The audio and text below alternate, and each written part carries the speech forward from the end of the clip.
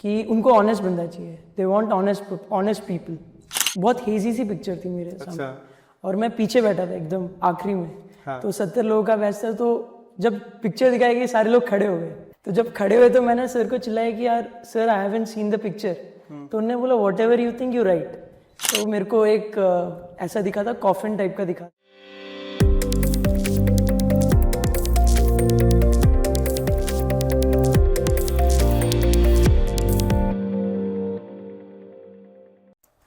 Hello दोस्तों, मैं विपुल कुमार शर्मा आप सबका स्वागत करता हूं SLB साइक के यूट्यूब चैनल के ऊपर। गाइस, आज जो हमारा एक्सपीरियंस है it's from the Indian coast guard. आज मेरे साथ है Shashank, who got recommended in his 7th attempt in Indian coast guard. First of all Shashank, congratulation thank you sir for your recommendation. तो शशांक, अभी आप 7th अटेम्प्ट में रिकमेंड हुए, how is the feeling? Sir पहले फीलिंग से पहले मैं ग्रेटफुल हूँ SSB साइक के लिए और मेरे बैचमेट्स के लिए कि उनने मेरा साथ दिया to making through in the 7th attempt. और फीलिंग तो कुछ नहीं है सर, मतलब वैसी फीलिंग आ रही है कि हाँ, जो जिसके लिए ट्राई कर रहा था वो हो गया आखिरकार। एंड ये रुकनी नहीं चाहिए, मतलब आई ट्राई हार्ड कि एकेडमी में जाके भी मतलब कुछ ना कुछ तो करते ही। तो ओके गाइस, मैं आपको बताता हूँ कि शशांक के बारे में। Guys, Shashank like first of all he is very modest and ये हमारे साथ दिसंबर बैच में थे, जिसको हम कहते हैं क्रिसमस बैच एज वेल। हमने पूरा क्रिसमस ट्री सजाया था, पूरे बैच ने मिलकर एक दूसरे को गिफ्ट दिए थे। तुमको क्या क्या गिफ्ट मिला था? सर मेरे को वॉच मिली थी। अरे वाह, वो सार्थक ने दी थी मेरे को। गुड। तो अब जैसे आपने यहाँ से गाइडेंस ली, ठीक है, तो हम आएंगे SLB साइक के ऊपर। So let's talk about Indian coast guard experience, right? When we will start with conference as well. तो कॉन्फ्रेंस में अंदर जाने से पहले दिल में क्या क्या चल रहा था? सर पहले तो यही था कि मेरा कॉन्फ्रेंस टाइम थोड़ा लंबा होना चाहिए, पता तो चले कि मैं रिकमेंड हो रहा हूँ कि नहीं। अच्छा। तो मेरा जो टाइम था 10 मिनट था, तो तब पता चल गया था कि ठीक है, मतलब 10 मिनट वेटिंग टाइम था सर, 10 लगभग। तो ऐसा नहीं था कि दिल धक नहीं धक सर, धक धक धक तो 5 मिनट के बाद हुआ कि कुछ पूछेंगे अंदर जाके। हाँ। तो क्या होगा। तो जैसे ही अंदर गया तो ग्रीट किया मैंने सर को। फिर मिनी इंटरव्यू टाइप शुरू हो गया कि why you want to join Indian coast guard. फिर उसके बाद ये तो पहला क्वेश्चन नहीं था, कि ये था कि इनडायरेक्टली पूछा था कि what do you see as a Indian coast guard में, आपकी क्वालिटीज क्या चाहिए as an officer in Indian coast guard. और फिर नेगेटिव्स बताओ आपके पर्सपेक्टिव के। मतलब what is this negatives? Sir negatives मैंने बस ये बता दिया था कि नहीं, मतलब क्वेश्चन का मतलब समझा नहीं मैं, मतलब what do you mean by negative, मतलब कि एक तरीके से उन्होंने बताया था कि आपके अंदर ऐसी कौन सी नेगेटिव मतलब ओवरकमिंग पर्सनालिटी है जिसको आप ओवरकम करके इंडियन कोस्ट गार्ड ज्वाइन कर सकते हैं। अच्छा, एक योर वीक फैक्ट है। तो मैंने बता दिया कि एक तरीके से firmness is one of the thing which I should work upon. फिर एक लाइफ एग्जांपल के थ्रू मैंने उनको समझाया and they were okay about it. And तो ये सब था। फिर अंदर जाके इसके साथ साथ फिर पूछा कि what are your plan B and what is your future outlook towards the life. तो जब ये आंसर्स, जब क्वेश्चन पूछे जा रहे थे तो ऑलमोस्ट कंफर्टेबल बैठे थे या सर कुछ, या क्या फील हो रहा था, या चलने ही दो अब तो बस? सर ऐसा था कि जब चल रहा था तो लग रहा था कि सेटिस्फैक्टरी आंसर दे रहा हूँ कि नहीं, पर ये था कि अपने मन से मतलब कि ऑनेस्ट रहना है। बिकॉज एक चीज़ मैंने समझी है, मतलब थ्रू आउट द कॉन्फ्रेंस, जो भी मतलब कॉन्फ्रेंस आउट हुए, कि उनको ऑनेस्ट बंदा चाहिए, they want honest people out there. ये कैसे फील हुआ? सर जैसे ही मतलब आता था, मतलब बातें करता था, दोस्तों से सुनता था कि अगर आप अपने आप को पोर्ट्रे करते हो एज अ डिफरेंट पर्सन, जैसे कोई पिछली बार रिकमेंड होके आया है, उनकी पर्सनैलिटी अगर आप शैडो करना चाहते हो, अगर आप पूरी तरीके से नहीं करोगे, क्योंकि थोड़ा सा इनकंसिस्टेंसी दिखता है उसमें। तो 7th अटेम्प्ट में मैं ये चल के गया था कि अपने आप को पूरा एनालिसिस करूं, अपना वीक फैक्टर लाऊं, स्ट्रेंथ लाऊं, और इन दोनों को मतलब उससे मतलब पास्ट जो मेरे वो है एक्सपीरियंसेस, उनसे डॉट कनेक्ट करूं, फिर तब जाके मैं उनको ये सब चीज़ बोलूँगा। तो ये तरीके से मैंने किया सर। व्यूअर्स, मैं आपको बताना चाहूँगा कि आप इस इंटरव्यू से आपको क्या क्या मिलने वाला है।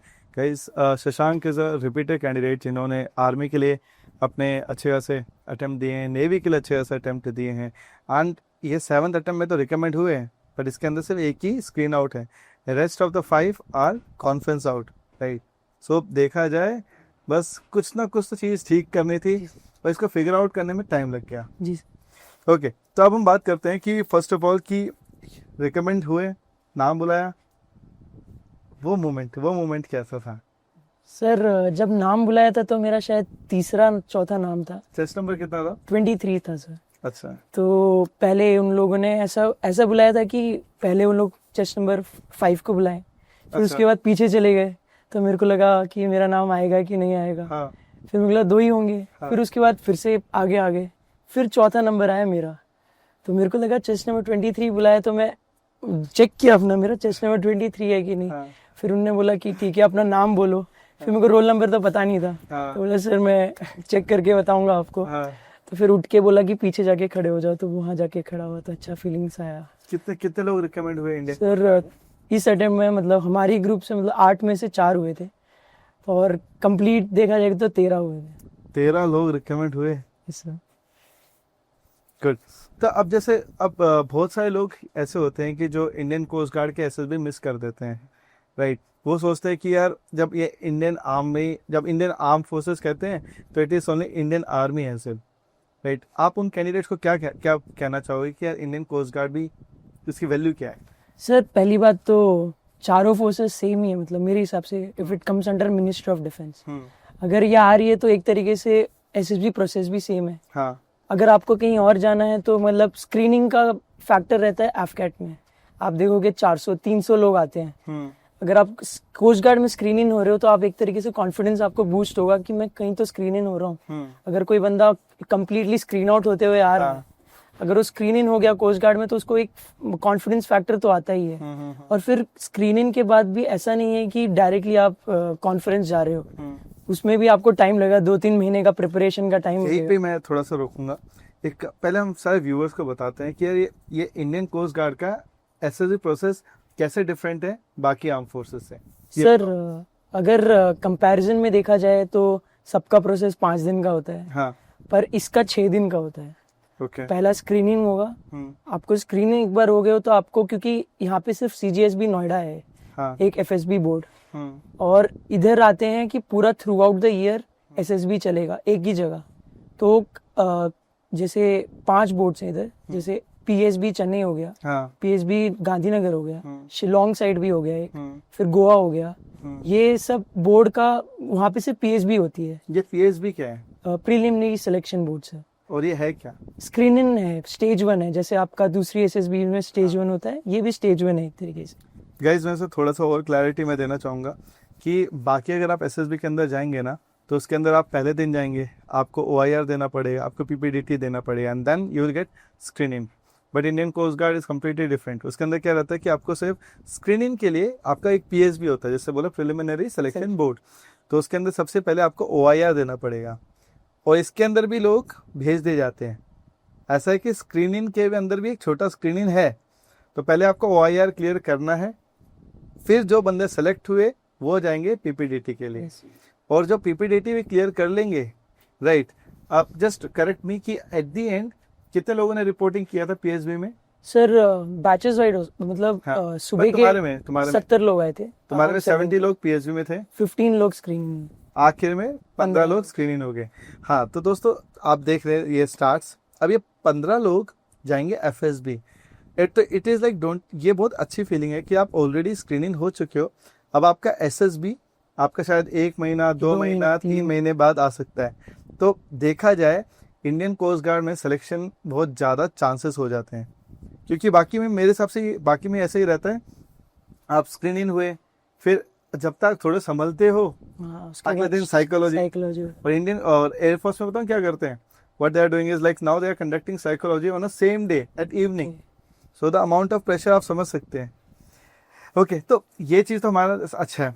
अब हम आ जाते हैं कि आप ये स्क्रीनिंग वाली बात कर रहे थे, तो स्क्रीनिंग में क्या फोटो दिखाई थी आपको? सर स्क्रीनिंग में काफी टाइम पहले हुआ था, थोड़ा सोचना पड़ेगा। हाँ। तो हमको एक बहुत हेजी सी पिक्चर थी मेरे सामने। अच्छा। और मैं पीछे बैठा था एकदम आखिरी में।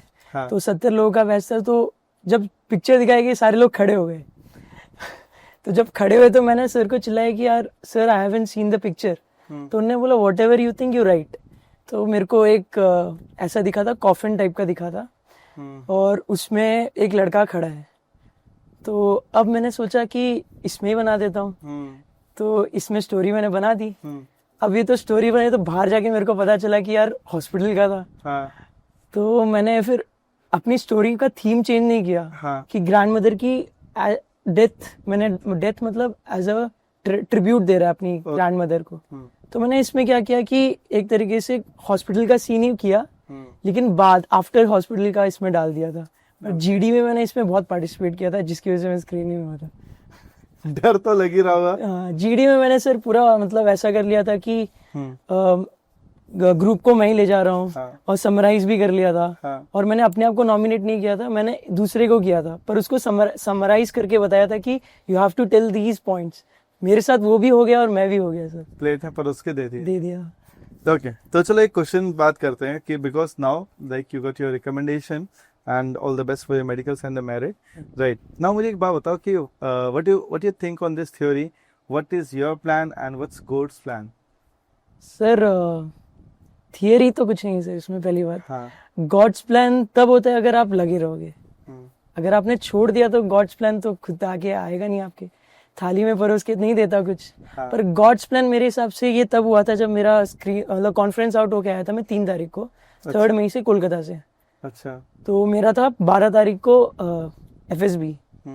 अब गॉड्स प्लान ये था कि 3 मई को मेरे को एक दोस्त मिल गया था, ट्राई सर्विस रिकमेंडेड था। ओके। तो उसने मेरे को बहुत गाइड किया कि Shashank you should focus on your GTO। तो मतलब खुल के नहीं आ रहा है, हाँ। Your personality is not coming in the group, individuality तेरी नहीं दिख रही है। तो मेरे को लगा कि हाँ, मतलब पिछले SSB में मैं कंसिस्टेंट था GTO में, पर इस SSB में मैं कुछ ना कुछ गलत कर गया था एक तरीके से। Okay. Individuality was not coming up. So basic guys मैं बताना चाहता हूँ कि when it says individuality it's not like कि आप अपना ही सब कुछ दिखाओ, बात पर ये भी रह जाता है कि when you are in a group तो आपकी भी एक पहचान होनी चाहिए, right? So that's what exactly he mean. Yes sir. तो फिर जब मैं इसमें गया तो मेरे को उसने बोला था कि try seeing every PGT picture जो आप देख सकते हो GT। आइडियाज नहीं आ रहे तो तब भी आपको पीछे से बोलते रहना, you should try this out, you have to come forward. और मतलब एक तरीके से you have to feel the structure, touch करो उसको, देखो कैसा है, कहाँ से कट है, क्या मतलब फट्टी बल्ला कहाँ से लग सकता है। तो एक तरीके से इससे मेरे को कॉन्फिडेंस भी आया, क्योंकि एक बंदा मेरे को रिकमेंड होने वाला बंदा बोल रहा है कि Shashank I have seen spark in you, तो कर सकते हो आप। तो ये था गॉड्स प्लान बोल सकते हैं एक तरीके से। वही वाली बात है, तुम कोशिश कर रहे थे तो मदद करने के लिए कहीं ना कहीं से मदद आ ही जाती है। Yes sir. गुड। अब मुझे let's talk about your interview experience at Indian coast guard, right? आप पहले भी इंडियन कोस्ट गार्ड के लिए जा चुके हैं, राइट? तो let's talk about this current interview. कितने टाइम के लिए चला? क्वेश्चंस कैसे पूछे गए थे? नॉन क्वेश्चंस थे या कुछ समथिंग, कोई सरप्राइज वाले क्वेश्चंस आ गए? Like, tell me everything about your interview experience. Yes sir. तो इंटरव्यू के लिए जैसे ही मैं गया था, it was around 45 to 50 minutes sir. Okay. ज़्यादा लंबा नहीं चला था। तो मैंने इस बार प्रिपेयर करके गया था कि जैसे मेरे प्रीवियस बैचेस के मेरे को आइडिया हो गया था कि ये लोग पूछते हैं कि आपका FYP फाइनल ईयर प्रोजेक्ट आपने क्या किया है कॉलेज में। अच्छा। फिर उसके बाद पूछते हैं कि आपका मतलब उसके बाद आपने क्या किया कॉलेज के बाद आने के बाद। हाँ। और उसके टेक्निकल क्वेश्चंस मैंने प्रिपेयर करके गया था। तो मैंने बता दिया कि sir I was mechanical graduate, और मेरा मतलब प्रोजेक्ट था एक तरीके से सस्पेंशन सिस्टम के ऊपर बेसिस था। तो ये सब सॉर्ट हो गया। तो एक तरीके से कि फर्स्ट मेरे को उन्होंने FYP पूछा और CIQ पूछा था। ये हमेशा पूछते हैं FYP? सर उस टाइम मेरे से पूछा गया था पहले, मतलब एक तरीके से मैंने ट्रेंड पूछ लिया था पहले वाले बैचेस से। अच्छा, मतलब वो पूछ ही रहे थे। तो ये फॉलो कर रहे थे वो ट्रेंड। पर मैंने ये देखा है कोस्ट गार्ड में और नेवी में पर्टिकुलरली कि वो लोग क्या करते हैं, आपका जो मैकेनिकल इंजीनियरिंग बैकग्राउंड एक तरीके से वो लोग प्रेफर करते हैं नेवी में भी। तो एक तरीके से वो लोग देखते हैं कि आपने कॉलेज में कुछ किया है कि नहीं, ऐसे ही आगे। तो फिर कॉलेज की आपको बतानी कि आपने कैसे वो सब किया, ऑर्गेनाइजिंग एबिलिटी, अगर आपने कुछ कमिटीज में पार्टिसिपेट किया है तो बेसिकली तुम्हारी कॉलेज लाइफ में तुम्हारा कंट्रीब्यूशन, राइट, जिसमें क्वालिटीज निकल के आ सकती सर। क्योंकि एक तरीके से हम 4 साल कॉलेज में देते हैं, तो सबसे बड़ा अमाउंट, क्योंकि हम ऊपर से पहली बार हम लोग घर से बाहर निकलते हैं, मैच्योर भी होते हैं, होशो हवास में रहते हैं। Yes sir. होशो हवास में तो नहीं रहते। पर एक तरीके से यही है कि जैसे हम लोग नई सिटी में जाते हैं, नए दोस्त बनाते हैं, हाँ और कैसे हमने टैकल किया डिफरेंट सिनेरियो, क्योंकि हम खुद से सीखते हैं। कॉलेज में कोई टीचर आपको सिखाने वाला नहीं होता, आपको खुद से सीखना होता है। तो सब हाँ हाँ वही है कि वो देखते हैं, वो चेक करते हैं, फिर उसके बाद देखते हैं कि आपने कॉलेज के बाद जो आपका लीवे टाइम था, मतलब कि जैसे एसएसबी देने आ रहे थे, कि एसएसबी ही दे रहे हो कि और कुछ भी कर रहे हो, तो ये भी चेक करते हैं वो लोग। तो ये मैं प्रिपेयर करके गया था। ठीक है। इसके अलावा और सर जैसे मेरे सर्विस बैकग्राउंड से अगर किसी के पापा मम्मी हैं, हाँ तो उसके बारे में भी आपको जानकारी होनी चाहिए पूरी। और तो जैसे आपके आपके फादर इंडियन कोस्ट गार्ड में ही है, Yes. उनका रैंक क्या है? प्रधान अधिकारी। आपने उनको जब फोन किया कैसा लगा उनको? सर जब फोन किया था तो बस बोले कि वेरी गुड, घर आ जाओ एक बार, फिर बात करते हैं। इतना सरप्राइज, क्योंकि एक तरीके से मैं तो इधर ही रहा हूँ, हाँ मेरे पापा गांधीनगर में हैं, हाँ तो उतना जाने का अभी टाइम नहीं हुआ है, क्योंकि अभी मेडिकल्स के लिए रुका हूँ इधर, तो इधर ही आ गया हूँ सबसे पहले। गाइस मैं बताना चाहूँगा कि अभी तक शशांक ने लाइक आफ्टर द रिकमेंडेशन अभी तक घर नहीं गए हैं, क्योंकि इनका मेडिकल है। So like he directly came to the SSB psych academy as only, right? पर ये एंड एक्चुअली ये बहुत बड़ी बात है, राइट? कि लाइक तुम पढ़े यहाँ से एंड यू आर कमिंग, और हमें भी अच्छा लगा मिठाई का डब्बा लेके आए तुम, क्योंकि हम यही तो बातचीत करते हैं। Yes, sir. तो Shashank let's continue with the same interview questions. तो आपसे और क्या क्या इंटरव्यू में क्वेश्चंस पूछे गए? सर जैसे मैंने बताया आपको कि सर्विस रिलेटेड पापा के बारे में पूछा, मतलब कि पापा क्या चेंजेस देखना चाहते हैं as Indian coast guard. It's a growing वो है, मतलब फील्ड है, मतलब। हाँ और ये पूछा गया कि किस किस शिप में पापा ने सर्व किया है, अच्छा ये पूछा गया। और ग्रैंड मदर ग्रैंड फादर के बारे में भी पूछा गया।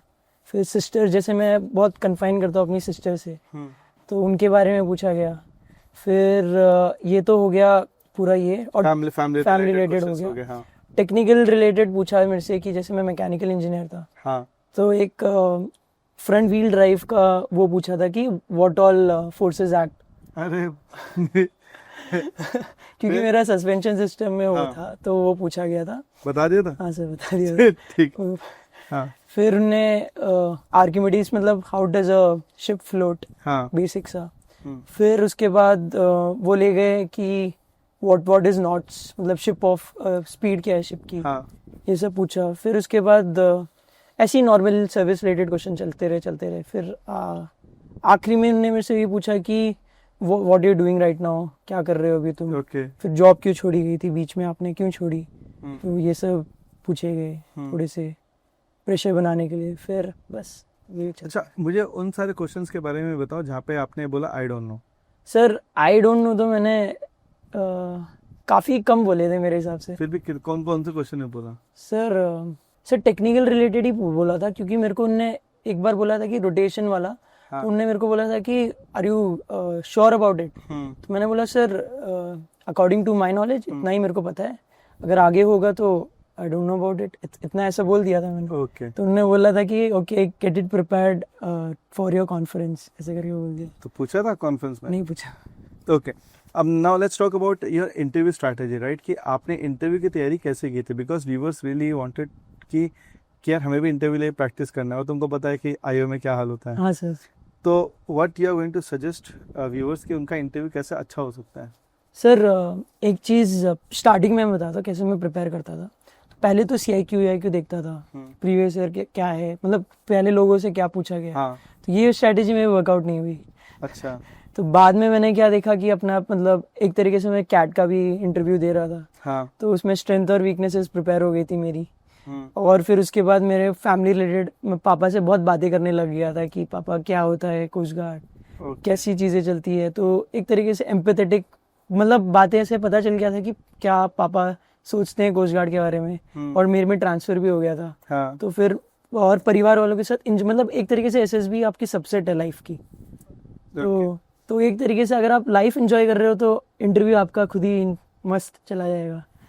तो ये चीज़ है। और दूसरी चीज़ मैंने ये नोटिस करी कि जैसे मैं मिला था, मैंने आपको बोला था गॉड्स प्लान, तो मेरा पहले 10 मिनट पहले मेरे को एक बंदे ने बोला था कि never glorify your failures, always be confident whatever you are doing right now, and success जो आपने पाया है उसके लिए आप हमेशा कॉन्फिडेंट रखो।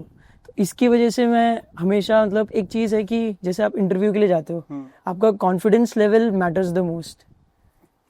कॉन्फिडेंस के बिना आप कुछ नहीं कर सकते। अगर आपने पहले ही हार मान ली है कि व्हाट विल, मतलब सोच रहे हो कि ये क्वेश्चन मेरे से पूछ लिया, मैं कैसे टैकल करूंगा, ऐसे नहीं जाना है सर। फ्री माइंड जाना है और स्पीक फ्रीली होना चाहिए एक तरीके से। ये मेरी स्ट्रैटेजी थी। अब ये बताओ कि SSB साइक का तुम्हारे रिकमेंडेशन में कितना बड़ा रोल है? सर SSB साइक में पर्पस मेरा ये था कि मैं लोगों से मिलूंगा, मतलब हाँ। एक तरीके से रिपीटर बैच आएगा, उनसे मिलेगा। हाँ। और आप भी एक तरीके से रिकमेंडेड कैंडिडेट ही हो। हाँ। तो आपसे एक तरीके से क्या, मैं तो मतलब हाँ मैं तो हूँ ही यार। हाँ। तो आपसे मतलब आपके एक्सपीरियंस मिलेंगे तो फ्रीली बात हो पाएगी आपसे। तो इसलिए मैं SSB साइक आया था, क्योंकि SSR कहीं और जाते तो मतलब बड़े एज के होते हैं तो फ्रीली इतनी टॉक्स नहीं होती है। मैं तुमसे छोटा, आराम से बातचीत हो जाती है। हाँ सर, तो इसलिए मेरा ये रोल था कि मेरे को वो मिला, मतलब कि स्टार्टिंग में मैं अकेले प्रिपेयर करता था। तो यहाँ पे आके मेरे को पता चला कि ठीक है, मेरे साथ भी मतलब बंदे लोग हैं जो स्ट्रगल कर रहे हैं मेरी तरह ही। हाँ। तो उसको मतलब प्रिपेयर करना कैसे, एक तरीके से अपना शेड्यूल बनाना, मेरा रूटीन नहीं होता था सर। तो एक तरीके से SSB साइक में रूटीन भी बन गया मेरा। ये जो हमारे 15 दिन जो होते हैं, राइट, ये कितने लोडेड रहते हैं? सर पहले के 5 दिन तो फुल लोडेड रहते हैं। हाँ। क्योंकि इंटरव्यू का सेशन शुरू हो जाता है। हाँ। तो एकदम आपको स्वॉट एनालिसिस सिखा लेते हैं। हाँ। मेरे को एनालिसिस करना तो नहीं आता था, क्योंकि मैं पूरा एकदम ऐसा जाता था कि देख लेंगे, जो भी इंटरव्यू में पूछेंगे देख लेंगे। हाँ हाँ हाँ जरूर। हाँ। तो उसमें ये होता था कि मेरे को पता चला ठीक है मैं कहाँ कहाँ अटक रहा हूँ। अच्छा। पीछे, क्योंकि इसमें आपको रिपीटर बैच आया, एज ए रिपीटर आया था मैं यहाँ पे। तो मेरे को पता था कि पिछले में क्या क्या क्वेश्चन मेरे से पूछे गए हैं। तो मैं उसको नोट डाउन करता था, फिर उसके बाद देखता था, अपने से कंपेयर करता था अपने लाइफ चैलेंजेस। मतलब एक तरीके से आपने बोला था कि वेयर योर मेडल्स करके भी बोला था। और इससे मतलब छोटी छोटी जो चीजें हैं बिगर आउटकम के लिए आपको प्रोस्पायर करती है। तो एक चीज ये भी थी। और ये बताओ कॉफी एक्टिविटी तो सर, ये बताओ कॉफी एक्टिविटी से क्या क्या सीखा? सर मैनेजमेंट सीखा एक तरीके से। हाँ। और इतना मैं एंगेज नहीं होता था बात, मतलब अगर मेरा ग्रुप बन गया 3 बंदों का, हाँ। तो मैं 3 लोगों से बाहर नहीं आता था। हाँ। तो कॉफी एक्टिविटी से क्या हुआ कि लोग मतलब एक तरीके से बात करने लगे, हम आने लगे, ठीक है तू ये लेके आ, हाँ। बाहर से तू कॉफी लेके आ, बाहर से चाय ये चीनी लेके आ। हाँ। फिर एक तरीके से हम लोग अकाउंट्स बनाते थे, इतना पैसा खर्च हुआ है तो हमको डिवाइड भी करना है। फिर चाय बनानी है। हाँ। चाय तो घर पे इतना बनाते नहीं है। हाँ। तो यहाँ पे चाय बनाना, तो एक तरीके से बातचीत तब भी होती थी। हाँ। और फिर बर्तन धोने के लिए नखरे होते थे वो कैसे वो करना है।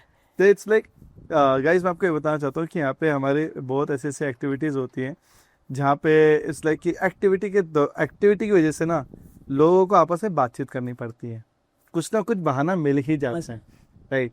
और सब लोग एक दूसरे फ्रैंक होने लग जाते हैं, घुल मिल जाते हैं, पर्पस इज डन। हाँ, एक और बात, मतलब जैसे हम लोग हॉस्टल में रहते थे। हाँ। तो 6 जने ही रहते थे और बाहर से 4-5 जने और आते थे। तो उनसे घुलना मिलना कैसे होगा? हाँ। चाय में। अरे चाय नहीं, कॉफी। वरना बाकी लोग बोले सर आप चाय भी देने लगते हैं। ठीक है, okay, let's talk about this psychology part, right. पहले तो ये बताओ कि कैसा गया तुम्हारा इंडियन कोस्ट गार्ड में साइकोलॉजी? साइकोलॉजी में एक चीज मानता हूँ कि अगर आपकी साइकोलॉजी अच्छी चली गई, क्योंकि अगर स्टार्ट आपकी अच्छी हो गई तो इंटरव्यू और GTO में आपको लगता है यार साइक अच्छा किया तो ये बर्बाद नहीं करना है। मैंने एक चीज बताया था ना कि हाँ हमसे साइक पढ़ के जाओगे तो डंके की चोट का ही रिकमेंडेशन। जी सर, बताओ। तो साइक में आपने एक चीज बताई थी कि जैसे इंट्रोडक्शन, प्रॉब्लम स्टेटमेंट और फिर एक्शंस। तो मेरी ये स्ट्रैटेजी मतलब थोड़ी सी मैंने ऐसा रखा था कि जैसे इंट्रोडक्शन में लिखता हूँ, पर उसके बाद प्रॉब्लम स्टेट के बीच में वाई लिख देता हूँ कि कैसे आप उस प्रॉब्लम स्टेटमेंट में पहुंचे हो। तो जैसे कि प्रॉब्लम स्टेटमेंट आपकी कोई है, जैसे कोई बच्चा डूब रहा है, हाँ, पर आप उस जगह में कैसे पहुंचे? ओके, एग्जांपल दो। जैसे सर अगर आप ये लिख दोगे कि ऐसे ही घूमने टहलने गया था कोई बंदा, हाँ, तो वो सोचेगा कि वेला बंदा ऐसे ही घूम रहा है। तो मैं इसमें ये डालता था कि जैसे कि कोई साइट इंजीनियर है, वो मतलब ब्रिज बना रहे हैं, मान लो वो देख रहा है कि डायमेंशन कैसे मैं ब्रिज के बनाऊंगा। तो उनके पास एक वो रहता है कि चीज रहती है जिससे चेक करते हैं कि डायमेंशन। तो उसने उसमें देख लिया कि एक बंदा स्ट्रगल कर रहा है वाटर पे, अरे वाह। तो इससे आपका वाई निकल गया कि वो बंदा वेला भी नहीं है, वो काम कर रहा है और उसने अपने काम में दूसरे बच्चे को देख लिया है, तो उसमें उसने कैसे उसकी हेल्प करी, रिसोर्सफुलनेस, That's nice, that's ये nice. करके मैंने यूज किया था। तो टैट के अंदर कौन कौन सी इमेजेस आई इस बार? सर पहली तो ड्रॉइंग की आई थी, हाँ। जिसमें ह्यूमन चेन बना के रोप पुल कर रहे थे, एक स्ट्रगलिंग बच्चा था, तो ये पुल कर रहे थे, इसमें मैंने ऐसी स्टोरी बनाई थी ब्रिज के अराउंड। और सेकंड सर स्टोरी थी कि दो लड़के मतलब भाई जैसे थे, एक दूसरे के साथ मतलब कॉलर पकड़ के, मतलब कॉलर नहीं था वो, बनियान में था, तो और उसको भाई थे ना? हाँ भाई थे, मतलब ऐसे फीलिंग लाइक की फैमिली। वो घर के अंदर था, रूम के अंदर था, हाँ। तो वो बॉडी फ्लेक्स कर रहा था, तो बॉडी को ऐसा धक्का दे रहा था। तो मैंने इसमें बनाया था कि कैलिस्थेनिक्स और बॉडी बिल्डर थे, हाँ। दो जने थे, तो मतलब एक बंदे को मतलब कॉम्पिटिटिव थे बहुत एक दूसरे से, कि एक एस्थेटिक बॉडी थी एक की, हाँ। एक जने की पूरा कोर स्ट्रेंथ था, हाँ। तो एक दूसरे को मतलब ऐसा खींचातानी कर रहे थे, तो ऐसे करके अराउंड बना दी थी। हाँ। और क्या क्या फोटोज आई थी? सर एक तीसरी फोटो आई थी, अगर मैं श्योर हूँ तो, you mention about a gift box. हाँ गिफ्ट बॉक्स की आई थी, मतलब बेड पे बहुत सारे गिफ्ट्स रखे हैं। That's it. हाँ बस, कोई ह्यूमन नहीं। कोई human नहीं। तो गाइज मैं आप लोगों को ये भी बताना चाहता हूँ कि ना बहुत बार साइकोलॉजी के अंदर आप लोगों को ऐसी पिक्चर दिखाई जाएगी जिसके अंदर कोई भी आपको कैरेक्टर्स नहीं दिखाए जाएंगे। जस्ट कंसिडर, ऐसा भी हो सकता है कि जैसे like right now we are having this table, right? Table पे बिस्किट रखे हुए हैं, बोतल रखे हुए हैं, हमारा इंटरव्यू हो गया, we will leave and someone click this picture, तो इसके ऊपर भी आपको कहानी लिखना पड़ सकता है। शायद बहुत बार एक खाली चेयर की फोटो खींच के भेज देंगे, जी सर, शायद बहुत बार एक लैम्प की फोटो भेज देंगे। जी sir. So guys, be ready. मतलब कि it is not like कि every time you have to find the main character from the picture itself. That है ही diff. हाँ Okay. और कौन सी? सर और एक लैम्प की फोटो आई थी, मतलब लैम्प क्या है? एक लैम्प था, उसमें मतलब एक जना बैठा था, Okay. कुछ काम कर रहा था, और दो जने साइड में खड़े थे। It was street lamp or what? Street lamp नहीं था सर, टेबल लैम्प था, अच्छा। Study table lamp. तो टेबल था, उसमें बंदा बैठा था चेयर में और दो बंदे साइड में खड़े थे। तो इसमें मैंने स्टोरी अगर मैं बता सकता हूँ तो ऐसी बनाई थी कि एसडीएम था, एमसीडी मतलब गया था, चेक कर रहा था कि पेरोल चेक कर रहा था कि क्या क्या आपने डेवलपमेंट कर दिया। सडनली लाइट चली गई, तो अब लाइट चली गई, अब लाइट एक प्रॉब्लम बन गई। हाँ। लाइट, अब उसको फिक्स करने के लिए उसने क्या किया, पावर ग्रिड्स लगा दिए, मतलब अरे। सोलार पैनल्स लगा दिए। तो ये आइडिया कहाँ से आया? सर जब मैं कॉन्फ्रेंस आउट हुआ था तो एक बंदे ने एक बुक सजेस्ट करी थी, अगर बता सकता हूँ तो, सीक्रेट ऑफ बिल्कुल बिल्कुल सीक्रेट ऑफ एसएसबीज करके थी। हाँ। मैं सबको अगर बोलता हूँ तो वही बोलता हूँ कि सीक्रेट्स ऑफ एसएसबी करके एक बहुत अच्छी बुक है सर, पीडीएफ है पूरा, तो अच्छा। उसमें बताते हैं हाँ। कि कितना अच्छा से आप, मतलब यही बोलते हैं कि अगर आप एक पिक्चर देखे हो तो it is the problem yet to be solve, not solve. हाँ, yet to be solved but not solve, तो इसके अराउंड मतलब ये बीच में होनी चाहिए। तो मेरी हमेशा क्या जाती थी कि पिक्चर के बहुत ज्यादा फ्री फ्लोइंग हो जाती थी, एंड ही नहीं होती थी। एंड तो कर देता था पर ऐसा रह जाता था कि ऊपर नीचे हो जा रही है, मेरी पिक्चर बाद में आ रही है या पहले आ रही है, तो इसको थोड़ा मैंने फिक्स किया sir. Okay. How was your VAT? Sir वैट तो सर एक नंबर गया था। एक नंबर गया था।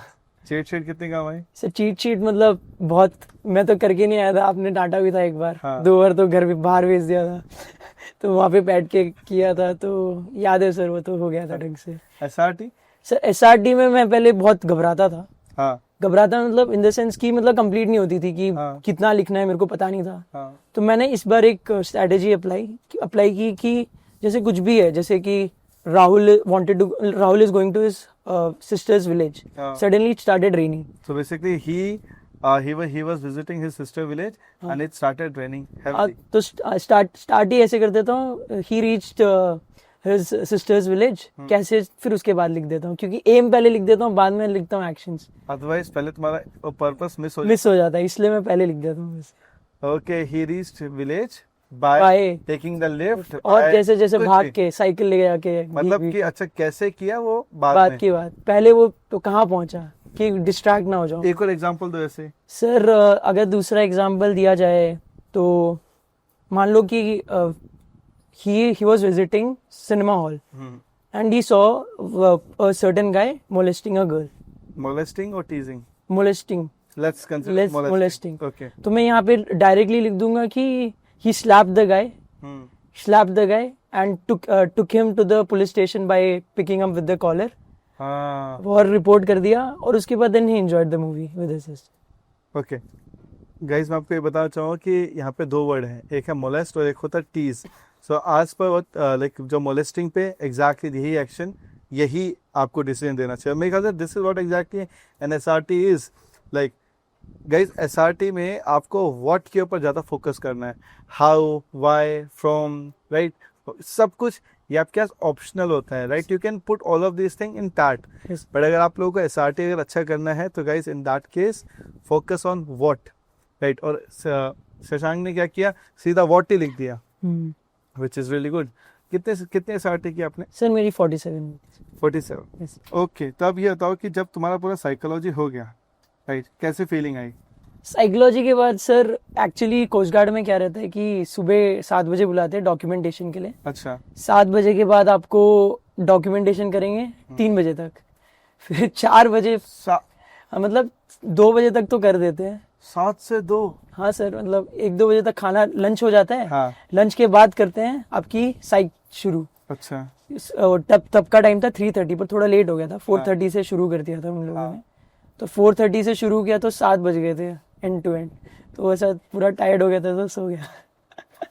पर ऐसी फीलिंग आ गई थी कि नहीं सही चली गई है, मतलब क्योंकि एसआरटी मेरी कब इतनी ज़्यादा कभी नहीं हुई है। 47 पहली बार 47 मैंने करी। तुम्हारा जो रिकमेंडेशन में साइकोलॉजी का कितना बड़ा कंट्रीब्यूशन है? सर साइकोलॉजी का एक तरीके से मैंने पहले बताया था कि अगर साइकोलॉजी अच्छी चलेगी तो फर्स्ट चीज़ आपने बहुत अच्छी कर दी तो कॉन्फिडेंस दूसरी चीज़ों में भी आ जाता है। हाँ। तो ये मेरा प्लस फैक्टर था सर। तो साइकोलॉजी मतलब प्लस फैक्टर से मूव करिए सर। अब यहाँ पे बताओ कि ऐसे भी साइक में साइकोलॉजी में सबसे बेस्ट कंसेप्ट कौन सा लगा? सर पहला कॉन्सेप्ट तो यही लगा था कि जो टैट का आपने बताया था और चीट शीट बताई थी वैट में कैसे लिख। तो ये बताओ कि साइकोलॉजी के अंदर, राइट, ऐसे भी साइक का कितना बड़ा कंट्रीब्यूशन है तुम्हारे लिए? सर साइक में आपने जैसे बताया था कि जैसे कोई पहली पिक्चर थी, आपने एक मैराथन रनर की बताई थी जी, जो ऐसा भागता है। हाँ हाँ। तो आपने बोला था कि ऐसा भी हो सकता है कि अकेला भागे, पर अकेला क्यों लेना है आपको, साथ में बहुत जने भी भाग रहे हैं वो भी ले सकते हो। अब एक तरीके से कुछ जो आप जैसे कोई बंदा कॉलेज से आया, हाँ, फिर वो एथलेटिक्स की प्रिपरेशन कर रहा है, हाँ, तो वो भी ले सकते हो। हाँ, उससे दिल नहीं लगाना है, लेकिन उसको अपने से रिलेट करके आप बना रहे हो तो एक्शंस भी निकलेंगे, हाँ, प्रॉब्लम भी पता चलेगी आपको, और फिर अच्छे से इंट्रोडक्शन भी दे। मतलब आपने बोला था कि प्रिसाइज देना इंट्रोडक्शन, ऐसा नहीं कि आप कुछ भी दे रहे हो। हाँ, मतलब फिर उसके हिसाब से फिर आपकी थोड़ी सी एम्बिगिटी दिख जाती है। तो ये तरीके से मैंने हेल्प किया था। Good. और तुम्हें like after the 15 days of SSB Psych, right, how did you prepare for the psychology? Sir SSB psych के बाद जैसे 25 को खत्म हो गया था, तो मेरे पास 1 मंथ था अपनी दूसरी जाने के लिए।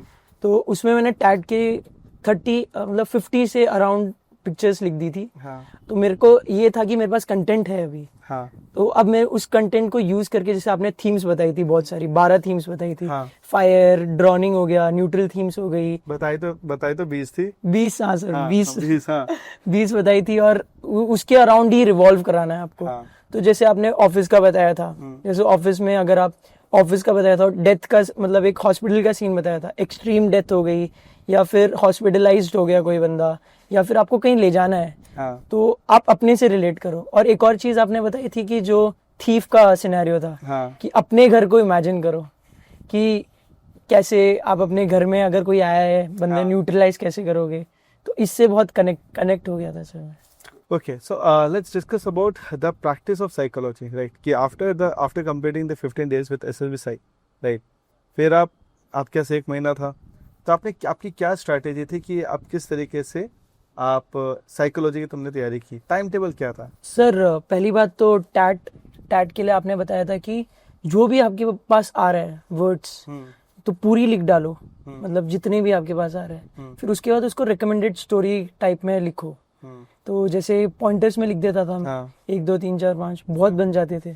अब उसको छोटा करता था, कौन कौन से प्रिसाइज पॉइंट है, इसको मैं वो भी करता था, मतलब चैट जीपीटी में भी डाल देता था थोड़ा, कि एक तरीके से मेरे को अच्छे वर्ड्स भी दे दें, जिससे मेरे को उधर भी लिखने के लिए ऐसा लगे कि बंदा करके। हाँ, वोकैबुलरी अच्छी। और वही वाली बात है, हम वोकैब कहीं से भी सीख सकते हैं। अखबार से सीखो, चैट जीपीटी से सीखो, किसी इंसान से सीखो। हाँ सर। हाँ, तो ये मैंने टैट के लिए अपनाया।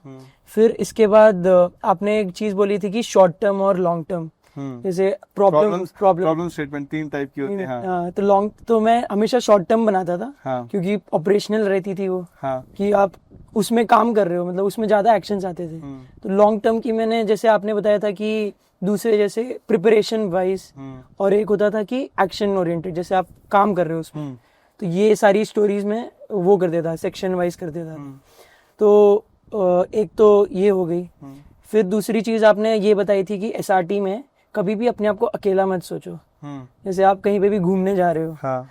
जैसे ट्रेन में हो, तो आपके वॉलेट गुम हो गए। हाँ। तो you can ask your parents, अगर आप पेरेंट्स के साथ ट्रैवल कर रहे हो, फ्रेंड मांगने की भी जरूरत नहीं पड़े। हाँ सर। हाँ। पर मैंने इस बार में ये सोचा कि आपने एज अ स्ट्रेंजर को वो मत समझो कि नेगेटिव बंदा है कोई स्ट्रेंजर। हाँ। तो पहले मैं फ्रेंड्स भी लिखता था, लेकिन इस बार स्ट्रेंजर को भी ऐड कर दिया कि अगर मेरा वॉलेट गुम हो रहा है। हाँ। मेरा वॉलेट गुम हो रहा है तो मैं स्ट्रेंजर को भी पूछ सकता हूँ कि थोड़े वो लेंड कर देगा पैसे। इसलिए ये करना भी चाहिए। जी सर। तो इससे मेरी वो दिखी कि मैं हूँ, मतलब कि बंदे बात करने में अच्छा हूँ दूसरों से, और मतलब एक तरीके से विश्वास करता हूँ दूसरों पे। कि हमें एडजस्ट करने में दिक्कत नहीं पड़ती, we can break the ice like that. Yes sir. और एक और चीज मैंने इधर कंसंट्रेट करी थी, जैसे फ्रेंड सर्कल आए। इंटरव्यू में मैं बताना भूल गया आपको, जैसे इंटरव्यू में पूछते हैं कि आपके फ्रेंड्स कौन है। हाँ। तो मैं पहले बताता था कि 10 फ्रेंड है, इतने फ्रेंड है। हाँ। पर मैंने ये चेंज कर दिया, जैसे मैं कहीं भी कॉलेज की पूछता था, मैं बोला सारे ही फ्रेंड्स है सर मेरे, बस उनमें से 2 मेरे बेस्ट फ्रेंड्स हैं। बस यही करना है। देखो व्यूअर्स, आप लोगों को समझना पड़ेगा कि जब when you are going to join Indian arm forces, आप एक जगह से दूसरी जगह पता नहीं कब आपको भेज देंगे, कभी टीवाई ड्यूटी, कभी पोस्टिंग। तो इट्स लाइक कि अगर तुम एडजस्ट होने में ज़्यादा समय लगाओगे ना तो काम इफेक्ट होगा। आपको ऐसा होना चाहिए नमक जैसा, ऐसे मिल जाए पता भी नहीं चले। और एक और चीज़ मैं बताना भूल गया सर, आपने जैसे इंटरव्यू में बताया था कि आपको पता रहना चाहिए आपके लोग कैसे हैं, आपके आसपास नेबर कैसा है। अगर आपके पास, आपने मेरे को मॉक इंटरव्यू में पूछा था कि अगर आपके यहाँ पे घर पे कोई फ्रेंड आ रहा है तो क्या आप करोगे।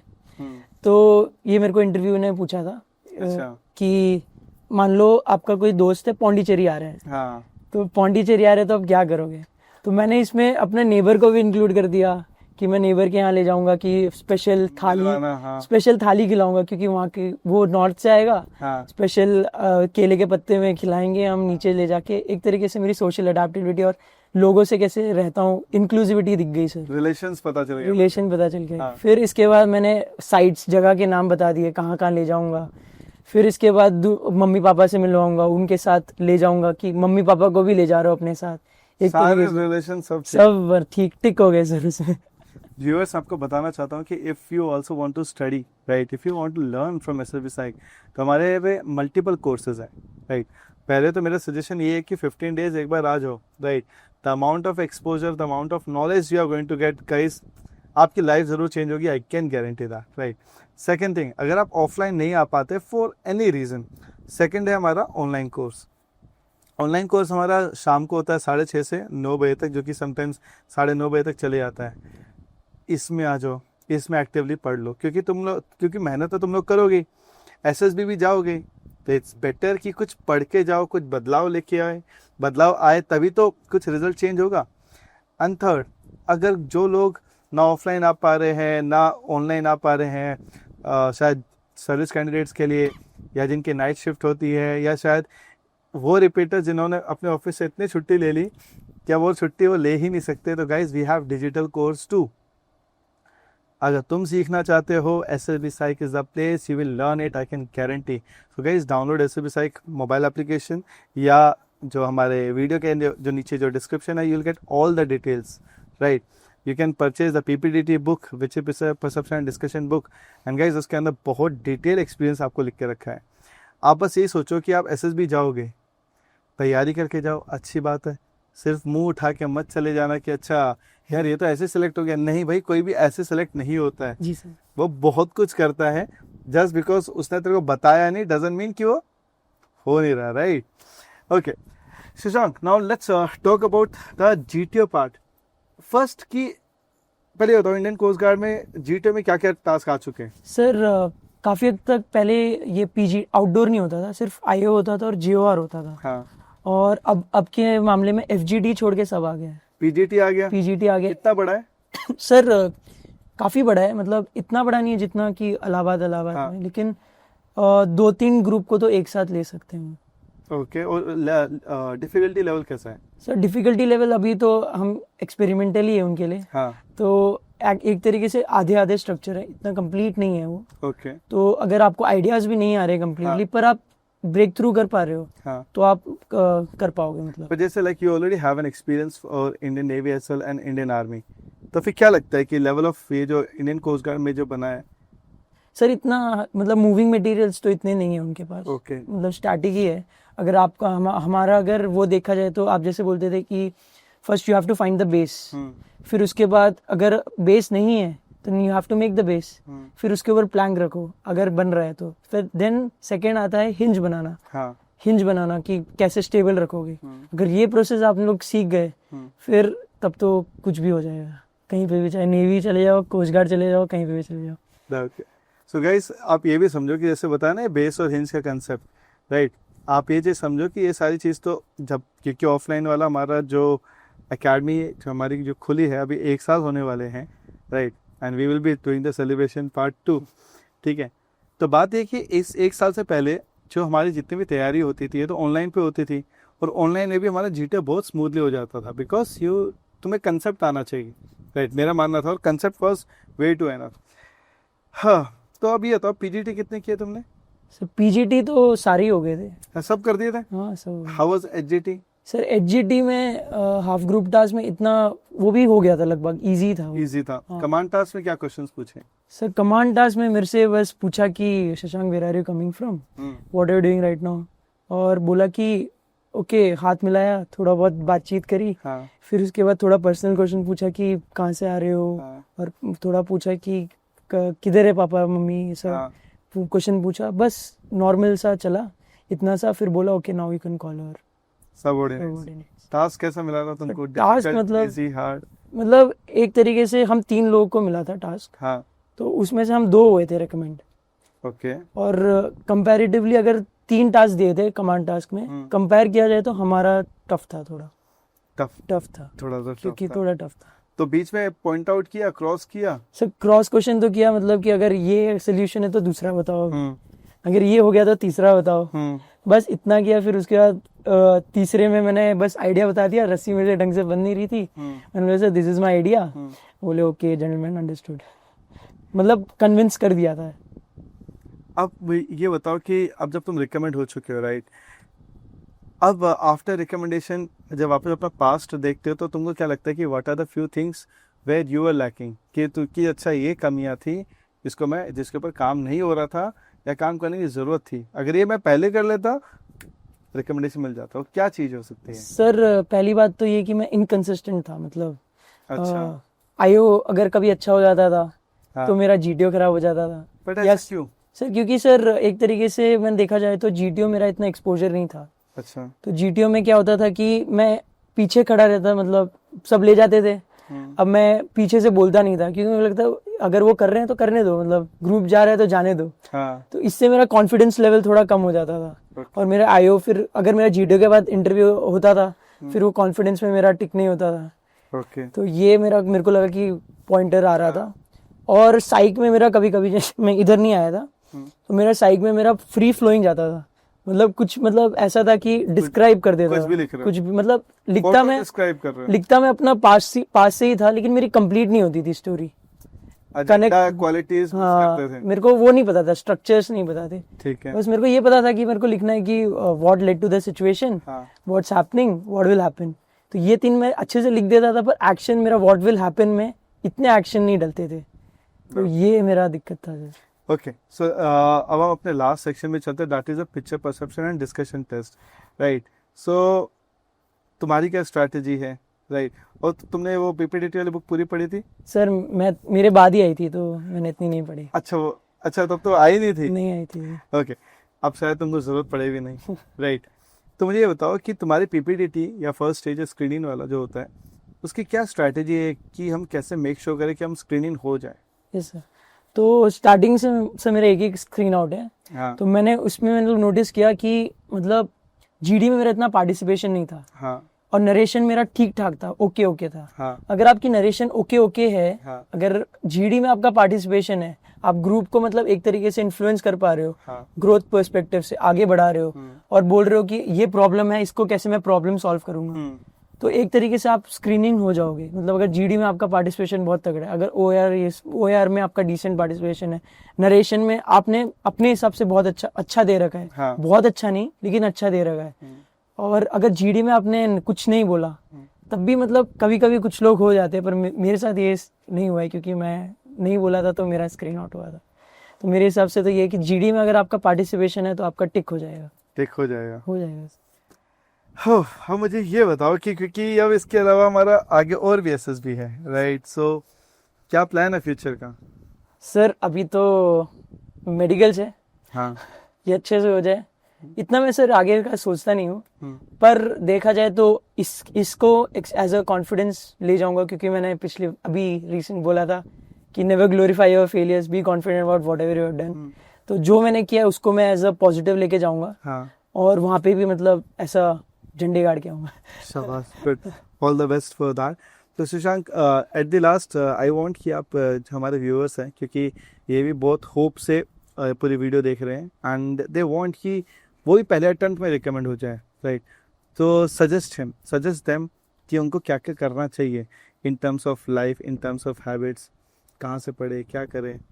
सर अगर मैं कहना चाहूँ तो अगर एनडीए स्टूडेंट है तो उसको मतलब एकेडमिक्स तो ध्यान से देना ही है, पर विद एकेडमिक्स अगर आप स्पोर्ट्स में जा रहे हो, अगर आपको कोई अपॉर्चुनिटी मिल रही है, मिस नहीं कर रहे हो एक तरीके से, तो आपका मतलब ओएल की तो खुद ही दिख जाता है, बोलने की भी जरूरत नहीं है आपको एसएसआर को कि सर मैं ये कर रहा हूँ, क्योंकि आपका पीआईक्यू फॉर्म में ही दिख जाएगा कि बंदे ने ये कर रखा है, तो उस पे क्वेश्चंस बन जाएंगे एक तरीके से, तो आप आंसरेबल उसके लिए हो जाओगे क्योंकि आपने वो कर रखा है।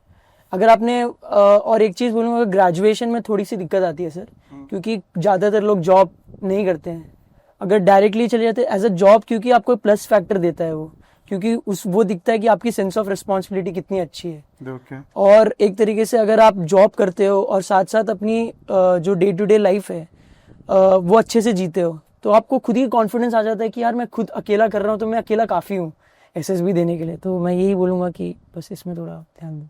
ओके व्यूअर्स, मैं आपको ये कहता हूँ कि एसएसबी की अगर आप लोगों को क्लियर करना है तो one thing you need to understand, SSB तब क्लियर होगा जब आप अपनी लाइफ को अपने तरीके से जीना स्टार्ट करोगे, राइट? एसएसबी पे पूरा डिपेंड मत रहो।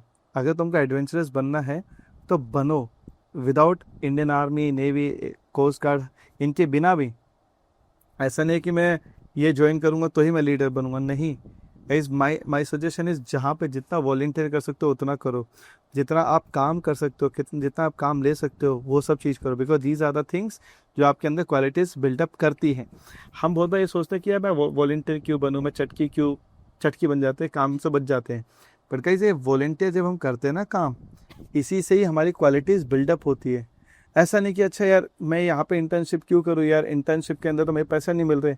अरे the thing is the amount of experience you will be getting, वो कोई पैसा मैच ही नहीं कर सकता।